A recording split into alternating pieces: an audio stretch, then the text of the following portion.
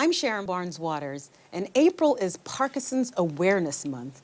With us today to tell her father's story of his diagnosis of Parkinson's and how he's been living with Parkinson's is Maryum Ali, the daughter of the legendary boxer Muhammad Ali, and Carol Walton, who is the CEO of the Parkinson's Alliance. We have a great event happening tomorrow, and she's going to tell us all about it. Not only are they going to be raising money for Parkinson's research, but it's a place where families can come and get information and be empowered. Welcome, ladies. Thank you. Thank you for having us. Yes, you're welcome. Maryum, I'm going to start with you because your father is this iconic person, this living legend. Yes. And he is loved worldwide. He's boxing, he's winning titles, and he's traveling. And then comes a diagnosis of Parkinson's. Now, walk us through that very personal journey of the person that we call champ, we call the greatest. But like every other family in America living with this, you just call him Dad. Right. Tell us. Yeah, you know, I would love to talk about him in terms of what he's gone through. He's had a lot of very famous bouts, and the biggest bout has been Parkinson's disease. You know, unfortunately, when he was diagnosed in his late 30s, early 40s, we didn't know a lot about it. They said it was Parkinson's syndrome, it wouldn't progress. And as we began to understand it and know exactly what his diagnosis was, and the family learned about Parkinson's. Parkinson's is it's almost tailor-made, you know, people deal with different things, but you can improve your quality of life with this disease. And some people think, I have it, there's nothing I can do about it. And that's a huge myth. There's a lot of information now. So I would have loved it if my father had a Parkinson's Unity Walk. When he was diagnosed, we would have probably not made so many mistakes. You know, he would have understood it better. So yeah, but what he did have that I love so much is that he's a positive thinker. He sees the glass half full. So it was a little easier to deal with the progression of his disease because of his attitude. And attitude is huge with any disease, really, but with Parkinson's, that's huge. But you tell me that it happened in his 30s. Is 30s when No. Is that Parkinson's normal? is usually 60 and over. That's young onset Parkinson's. So that's another thing. They were thinking he doesn't have Parkinson's because he's only, you know, right before 40. So no, it isn't normal. But again, the more information we obtained as a family, the more information he had, the better we were able to understand it, address it, and deal with all the issues surrounding Parkinson's. So we think Muhammad Ali has access to the best doctors. But back then, the best doctors did not know what they know now. See, that's what I'm trying to say. Okay. The best doctors misdiagnosed him. They didn't have a lot of information.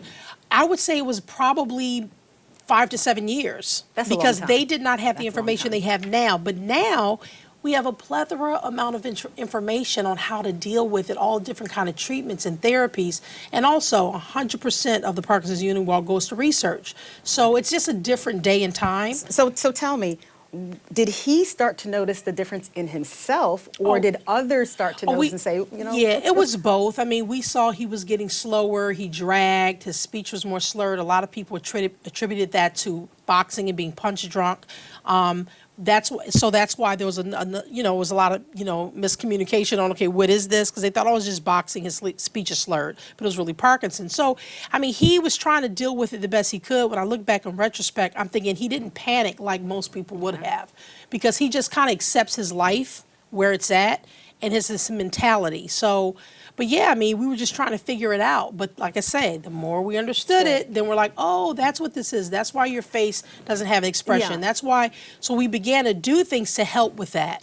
So he went to see a neurologist. Is it a neurologist? And then what happened after that? What happened? He's having these symptoms. Yeah, well, he went to see the doctor. And take us where through general neurologist doesn't know, they don't know. They're not specialized. A movement disorder specialist has 2 additional years of training with diseases like Parkinson's. So when he began to get the right doctor, then he was like, okay, this is what you're going through. He understood it.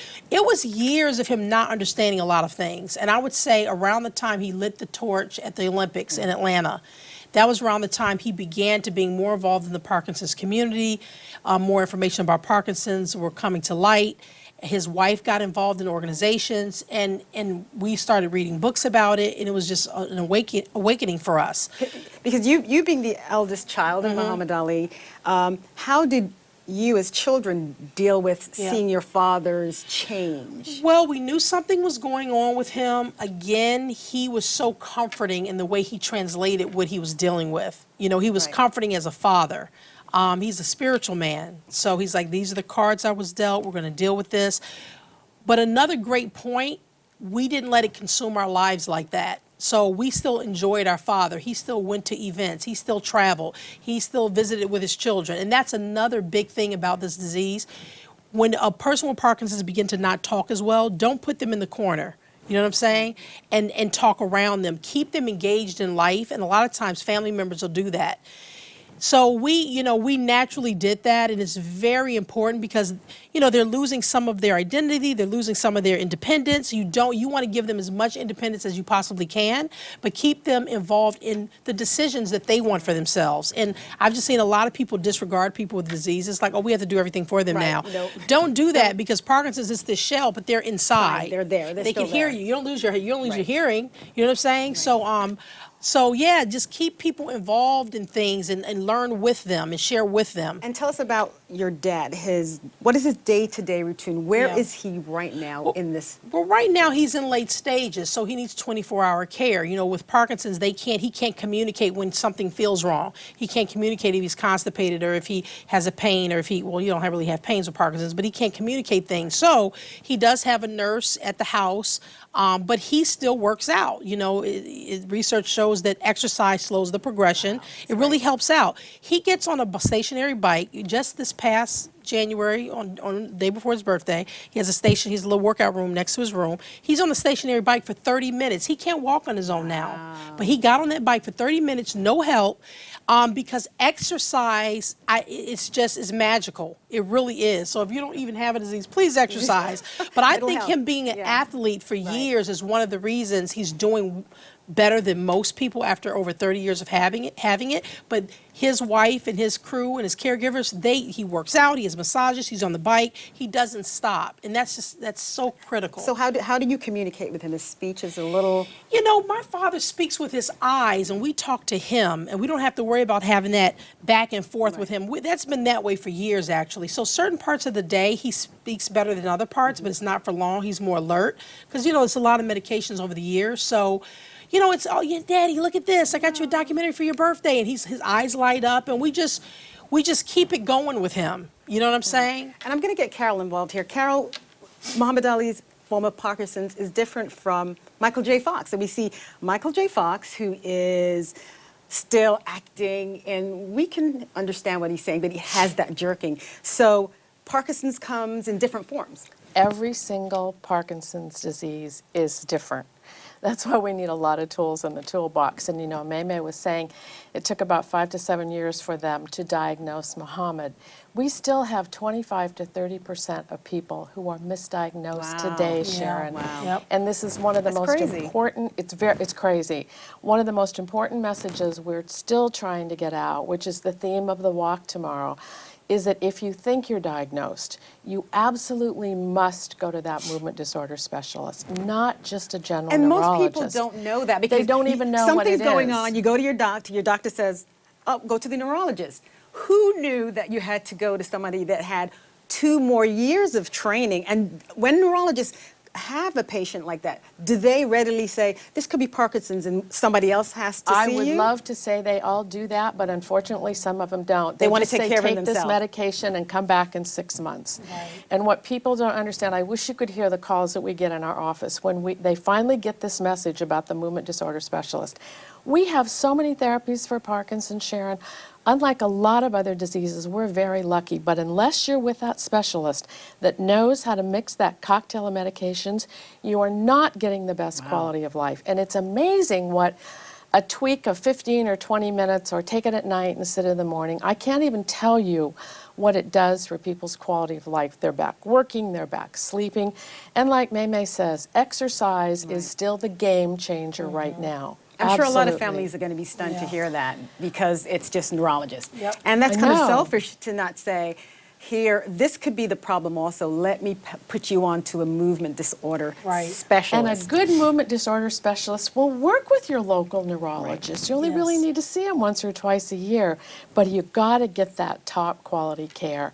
And that's one thing that we've made some changes this year for the well, let's walk talk tomorrow. about the Parkinson, the Unity Walk tomorrow. Let's talk about that. That's a 22nd annual. Tell us all about that. Where can we go? Where can we get information? Out in '94 with $16,000 for research and 200 people, and last year we had over 11,000 people in the park and made $1.7 million for research, and 100% goes.